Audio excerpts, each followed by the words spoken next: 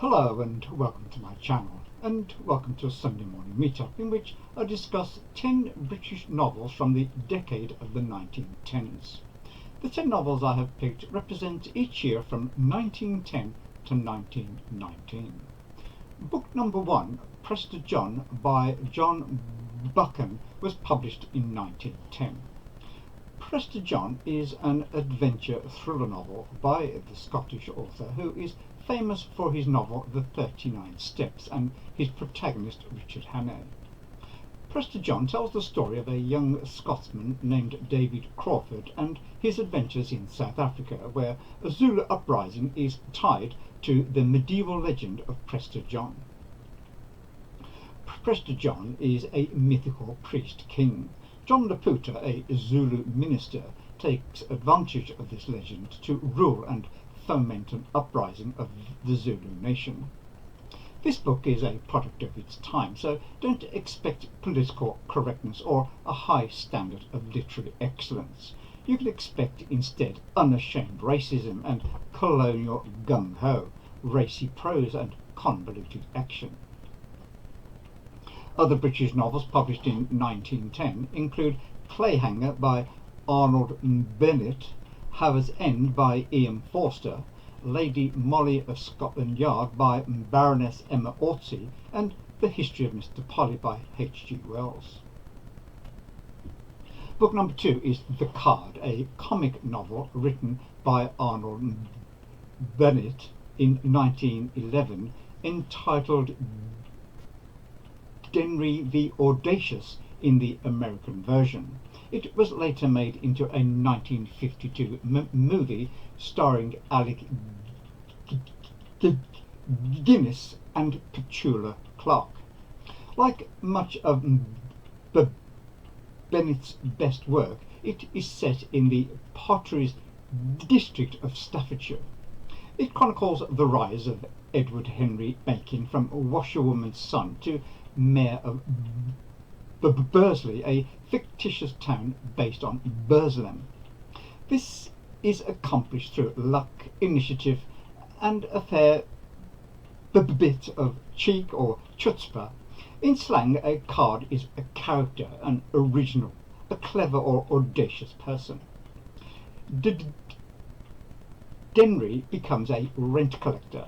When some of the tenants fall behind, he begins loaning them money at a highly profitable interest rate. He starts up the Five Towns Universal Thrift Club. Members deposit money little by little. Once they have accumulated half the sum they need to purchase whatever it is they want, the club allows them to buy on credit, but only from stores associated with the club. Denry makes money by getting a discount from the vendors in return for access to his large customer base.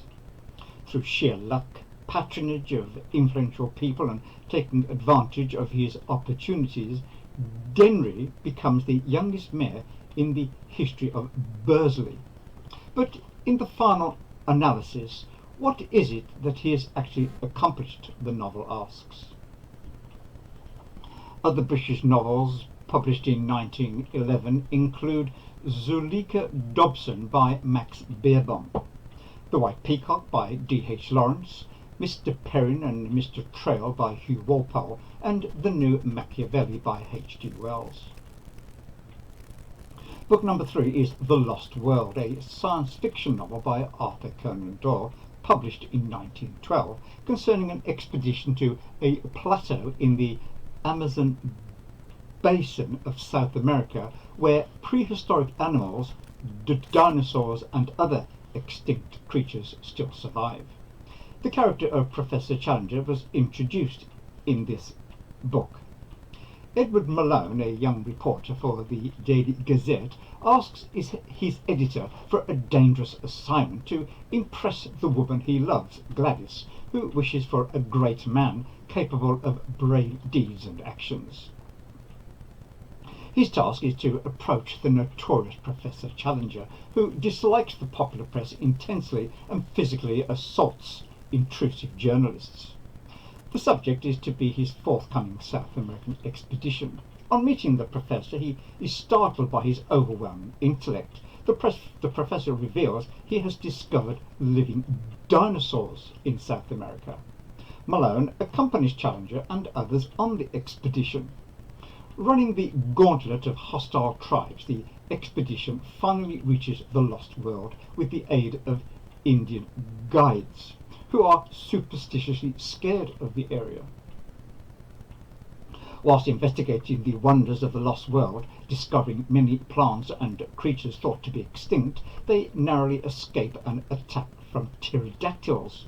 Later, all except Malone are captured by a race of ape-men. Although barely escaping with their lives, Roxton, one of the party, plans how to capture a pterodactyl chick and succeeds in doing so. Upon return to England, despite full reports from Malone, many detractors continue to dismiss the expedition's account. At a public meeting, Challenger produces the young pterodactyl as proof, transfixing the audience and leaving them in no doubt of the truth. The explorers are instantly feted as heroes and, on a wave of adulation, find themselves carried shoulder high from the hall by cheering crowds. The pterodactyl, in the confusion, makes its escape and is witnessed several times at different locations around London, causing consternation wherever it goes, but is last seen heading off to the southwest in the probable direction of its home. Malone returns to his love, Gladys, hoping she will recognise his achievements. Instead, he finds she has now selfishly changed her mind and married a very ordinary man instead, an insignificant clerk. Astonished at this turn of events, and with nothing to keep him in London, he decides to accompany Roxton back to the Lost World. Other British novels published in 1912 include The Trespasser by D.H. Lawrence. Book number 4, Sons and Lovers by D.H. Lawrence, was published in 1913. The marriage of Gertrude and Walter Morell has become a battleground. Repelled by her uneducated and sometimes violent husband, delicate Gertrude devotes her life to her children, especially to her sons, William and Paul, determined they will not follow their father into working down the coal mines. But conflict is inevitable when Paul seeks to escape his mother's suffocating grasp through relationships with women his own age. Set in Lawrence's native Nottinghamshire, Sons and Lovers is a highly autobiographical and compelling portrait of childhood, adolescence and the clash of generations. I was thrilled with this story in particular, and with Lawrence in general, when I first read it in my 20s. People get very snooty about Lawrence, but he was a true literary artist and a compelling writer with a unique style of his own. Other British novels published in 1913 include The Laughing Cavalier, an adventure novel by Baroness ORCZY, which revolves around Percy Blake, a foreign adventurer and ancestor of ORCZY's famous character, the Scarlet Pimpernel. The story takes place in Holland in 1623-1624 and is partly inspired by Frans Hal's painting The Laughing Cavalier. In the novel, Blake is Frans Hal's adopted son and the man who poses for the painting of The Laughing Cavalier. Also published in 1913 was The Village in the Jungle by Leonard Woolf, the husband of the more famous Virginia. Book number 5, The World Set Free by H.G. Wells, was published in 1914. This novel was Wells's prediction of the destructive forces of atomic energy. The novel is obviously dated now, but taking the technological advances that were being made in his time and extrapolating from them, he predicted that more and more energy would be released for destructive purposes. Other British novels published in 1914 include Innocent, Her Fancy and His Fact by Marie Corelli. Its theme is the mistreatment of illegitimate children. It also contains several proto-feminist polemics against marriage. Book number 6, The Voyage Out by Virginia Woolf, was her first published novel and the story of a rite of passage. In this novel we see Woolf subverting the conventions and emerging as an original artist. She rewrote and revised the novel many times in the attempt to create an original work of art. The work is presented as a social satire in which Woolf strove for a certain lyricism and a patterning of consciousness. Other British novels published in 1915 include The 39 Steps by John Buchan, The Valley of Fear by Arthur Conan Doyle, The Good Soldier by Ford Madox Huffer, The Rainbow by D.H. Lawrence, Of Human Bondage by W. Somerset Maugham, and Smith Journalist by P.G. Wodehouse. Book number 7, A Portrait of the Artist as a Young Man by James Joyce, is Joyce's first novel. It traces the religious and intellectual awakening of young Stephen Dedalus, a fictional alter ego of Joyce. Stephen questions and rebels against the Catholic and Irish conventions under which he was raised, culminating in his self-exile from Ireland to Europe.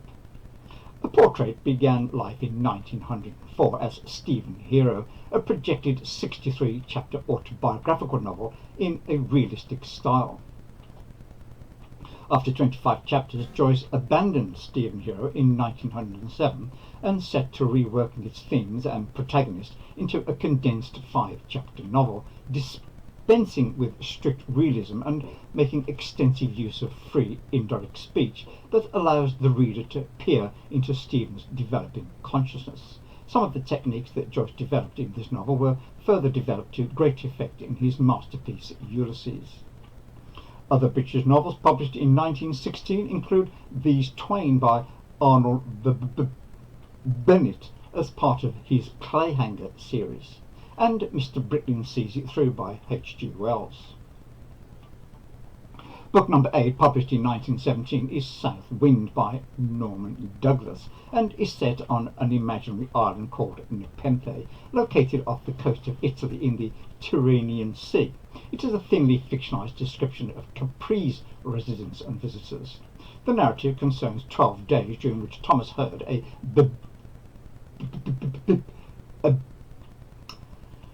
bishop returning to England from his diocese in Africa, is morally challenged when he comes under various influences. Philosophical hedonism pervades much of Douglas's writing, and the novel's discussion of moral and sexual issues caused considerable debate when the novel was published in 1917. The south wind of the title is the sirocco which wreaks havoc with the islanders' sense of decency and morality. Much of the natural detail in the book is provided by Capri and other Mediterranean locations that Douglas knew well. The island's name, Nepenthe, denotes a drug of Egyptian origin mentioned in the Odyssey, which was capable of banishing grief or trouble from the mind. The novel went through 7 editions rapidly, achieving startling large-scale success, but critics at the time complained about the lack of a well-constructed plot. Other British novels published in 1917 include Regiment of Women by Clemence Dane, Lord Tony's Wife by Baroness Emma ORCZY, which is part of the Scarlet Pimpernel series, The Loom of Youth by Alec Waugh, brother to the more famous Evelyn Waugh, and Piccadilly Jim by P.G. Wodehouse. Book number 9 is The Return of the Soldier, and was the debut novel by Rebecca West, which was published in 1918. The novel recounts the return of the shell-shocked Captain Chris Baldry from the trenches of the First World War from the perspective of his cousin Jenny. The novel grapples with the soldier's return from World War I with mental trauma and its effects on the family and the light it sheds on their fraught relationships. Freud and West came to similar conclusions on the effect of war on the human ego, that war shatters the defense mechanisms which the ego has created to defend itself. Literary scholar Christian Pividori argues that West has a more complex understanding of the human psyche than Freud does. Pividori argues that West doesn't believe that the soldier must relive the trauma to reconcile it within himself, as Freud argues. Other British novels published in 1918 include Tar by Wyndham Lewis, The Early Life and Adventures of Sylvia Scarlet by Compton Mackenzie, and A Storyteller's Holiday by George Moore. Book number 10 is The Moon and Sixpence by W. Somerset Maugham, and was published in 1919. It is told in episodic form by a first-person narrator who is an aspiring writer and playwright in London, in a series of glimpses into the mind and soul of the central character, Charles Strickland, a middle-aged English stockbroker who abandons his wife and children abruptly to pursue his desire to become an artist. The story is in part based on the life of the painter Paul Gauguin. Maugham wrote in the preface to his selected novels, "The Moon and Sixpence is not, of course, a life of Paul Gauguin in the form of fiction. It is founded on what I'd heard about him, but I use only the main facts of his story, and for the rest trusted to such talent of invention as I was fortunate enough to possess." As a side note, when Maugham travelled to Tahiti, he managed to acquire the glass panelling of an interior door that Gauguin had painted, and he shipped it to his villa in the south of France. Other British novels published in 1919 include The League of the Scarlet Pimpernel by Baroness Emma ORCZY and Night and Day by Virginia Woolf. In part 3 of this series I will discuss books by British authors published in the decade from 1920 to 1929. So that's all folks, but I'll be back soon with another BookTube video.